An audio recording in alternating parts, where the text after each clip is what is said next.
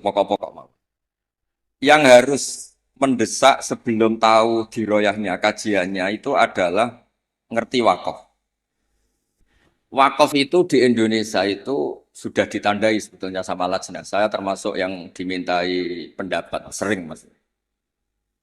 Tapi beberapa tradisi di Indonesia niku kan wakaf niku anut guru. Misalnya di tradisi sanat kita, misalnya di surat Yusuf biasanya diwasolkan inna abana lafi dolalin mubin ini qutulu Yusuf awitrohu. Terus kita dikritik sama pihak-pihak Arab Saudi karena tradisi mereka kalau al-waqfu ala ru'usil ayi, wakaf di awal apa di akhir ayat itu baik. Tapi kita ngikuti tradisi guru-guru kita yang sudah melatih kita dengan makna. Sehingga kadang-kadang kita ini nggak nyaman. Misalnya fawailul lil musallin, maka celaka bagi mereka yang apa? Sholat. Itu kalau lil musallin berhenti, semaannya berhenti, atau anaknya rewel berhenti, hanya ditulis oleh malaikat. Ini mbak-mbak baca fawailul lil musallin, neraka wel atau kecelakaan bagi mereka yang sholat. Ada beberapa kaidah yang kita tidak boleh salah. Baik itu yang terkait tafsir maupun yang terkait tajwid.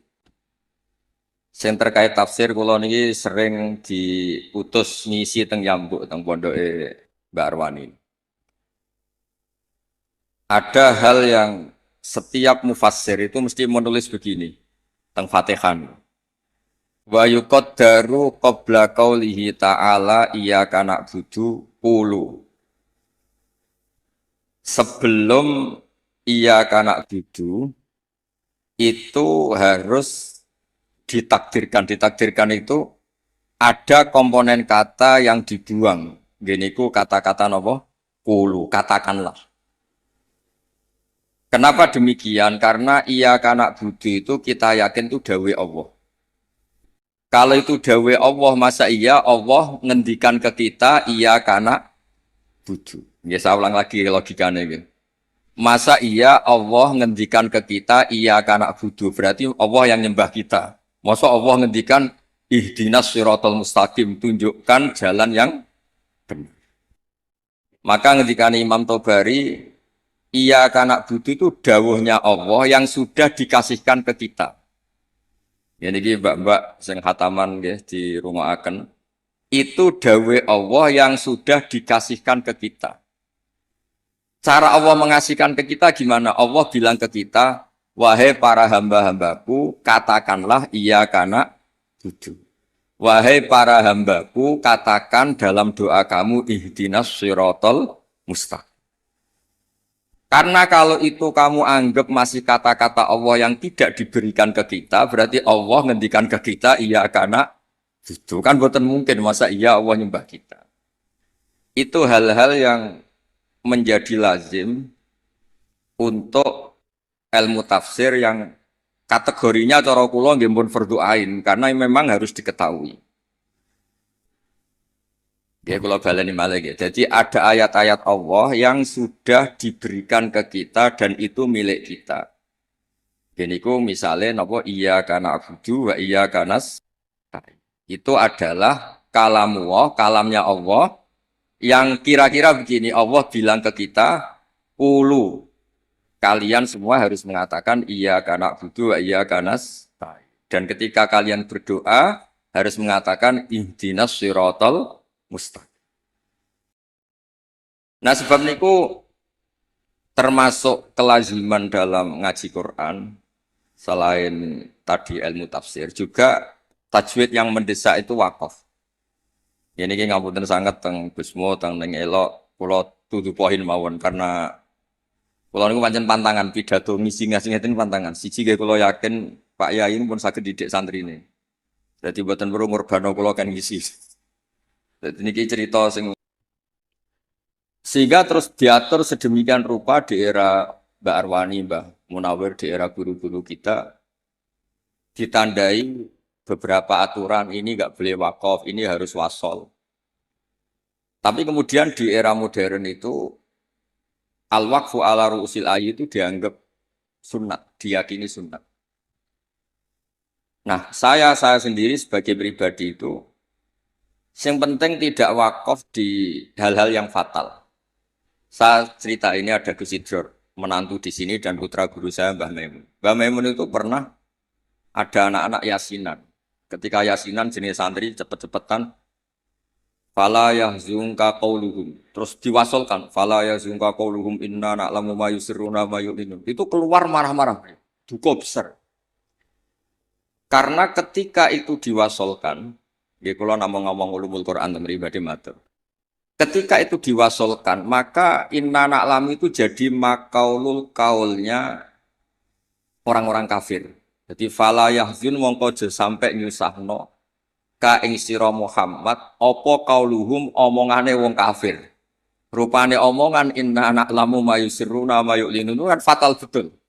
Muhammad, engkau jangan risau atas komentar orang-orang kafir bahwa saya, Allah, kami, Allah ini tahu apa yang mereka sembunyikan maupun yang mereka perlihatkan. Maka di situ jelas harus wakof. Fala yahzunka qauluhum. Muhammad, kamu jangan risau ocehan atau omongan orang-orang kafir yang ngomong kalau kamu itu tidak rasul. Qauluhum bi annaka lasta mursala. Terus qala ta'ala tasliyatan li nabihi inna na'lamu. Terus kemudian Allah menasihati nabinya Muhammad, kamu tidak usah susah atas komentar orang kafir karena inna na'lamu ma yusirruna wa ma yu'lim. Sebab itu benar-benar fatal ketika kita misalnya yasinan, ya terutama bapak yang sudah khotimat, yang sudah pinter. Kalau masyarakat kan penak. Masyarakat itu selalu menang. Penak. Baru kayak faham itu kepenak. Malaikat sing ngisap ya males. Ngus maca Quran kok disalahno.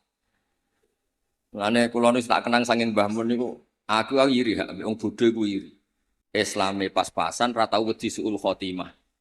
Kene wis kiai kaji tahajud witir cek uji suul apa? Khotimah. Jadi wong awam mak penak pokoke Islam supaya mati ya mati, ora tau kepikiran suul apa? Khotimah. Nah, mun kiai kados jenengan repot. Islam khusyuk ibadah cek donga ya wedi suul apa? Khotimah. Mun kula terangno malih.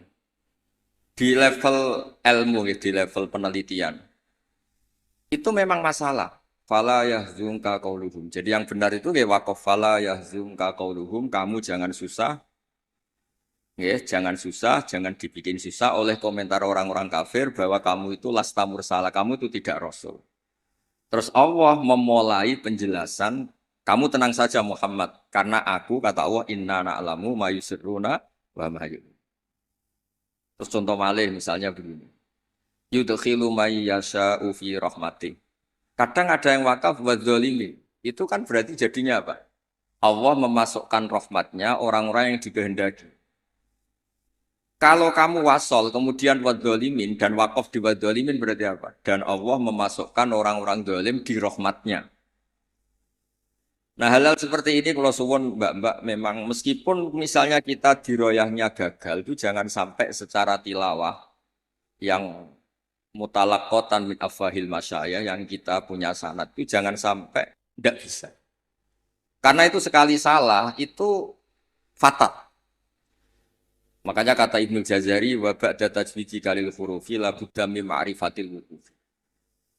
Saya berkali-kali kalau ngaji cerita kenapa Imam Asim meriwayati Hafiz itu ada saktah 4.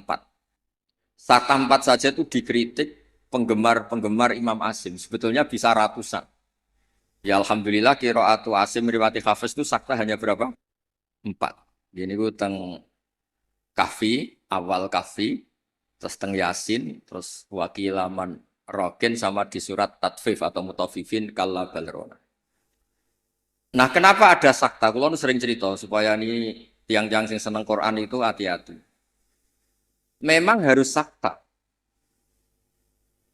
Yaitu tadi misalnya orang-orang kafir bangun dari kubur dan dia nggak tahu yang bangunkan siapa karena dia kafir. Kalau kita mukmin kan tahu yang bangunkan itu apa. Ketika mereka bangun, mereka terus tanya, "Mam ba'atsana mim marqadina." Mantai sapa iku ba'atsa nangekno sapa man nak ing kita mim marqadina saking turu kita.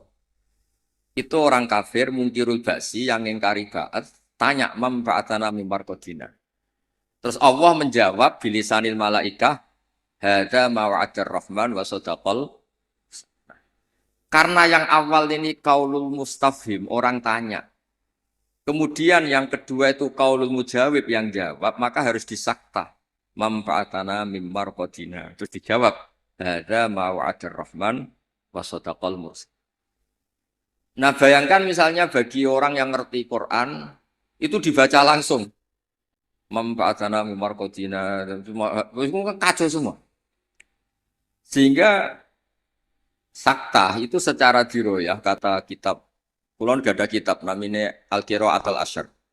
Karangane orang-orang yang sangat-sangat menekuni Quran. Kata beliau, sakta, wakaf, taktek, apapun namanya, yang harus dipenggal itu memang harus dipenggal. Kalau ndak itu bahaya. Ya misalnya yang terkenal dia tentang kahfi. Allah itu mensifati kitabnya apa? Alhamdulillah alladzi anzala ala abdil kitab terus walam yaj'al lahu iwaja. Di walam yaj'al lan orang gawe sapa Allah taala lahu ing kitab Quran. Ora digawe iwajan ing bengkok. Kalau kamu baca langsung qayyiman lan ora digawe ingkang jejeg. Berarti Quran itu ya ora bengkok, ya ora. Itu fatal betul. Tapi kalau jadi sakta, disaktahkan itu terus normal. Walam yaj'al lan orang gawe sapa Allah lahu ing Quran to maring Quran ora digawe iwajan ing bengkok. Sakta ora bengkok iku apa? Qayyiman tegese jejeg. Terus kata ulama-ulama dalam dialog seluruh dunia, tidak hanya di Arab, di seluruh dunia karena lughat itu rasanya sama, dzauqiyatul lughat itu sama, seluruh dunia sama.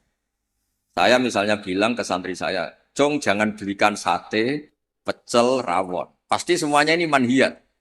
Cong, saya jangan belikan sate, pecel, rawon. Ini semuanya apa? Manhiyat. Nggak boleh. Tapi kalau kata-kata saya, Cong, jangan belikan sate, mandek, rawon. Berarti jangan belikan sate, tapi belikan rawon. Jadi berkahnya sakta itu tidak ada tasallutul amil. Amil yang depan itu tidak amal pada amil yang berikutnya. Jadi hanya walam yaj'al lahu iwaja.